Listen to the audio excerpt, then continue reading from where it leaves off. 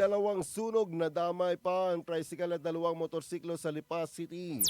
Sa magkaiwalay na sunog bandang alas 2 ng hapon ng Sabado nang matanggap ng isang security guard ang impormasyon mula sa isang empleyado umano ng ospital na nasusunog ang material recovery facility.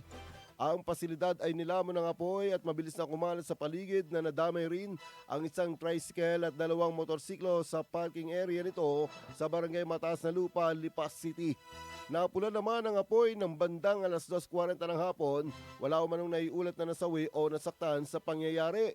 Samantalang nitong linggo naman sa isang lumihan sa barangay Talisay, Lipas City, Batangas ay sumiklab ang sunog ng bandang alas 12 ng hating gabi.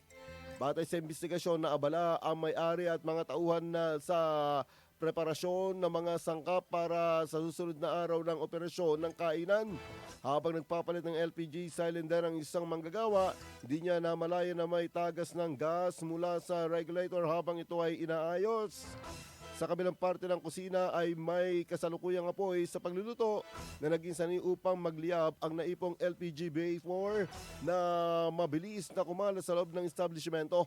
3 empleyado ang nagtamo umano ng paso na sinugod sa pagamutan bandang alauna ng madaling araw ay napatay ang apoy ng mga nagresponding mga tauhan ng BFP Lipas City. Inaalam pa ng mga otoridad ang halaga ng mga natupok na area sa nangyaring sunog. IFM News Lucena.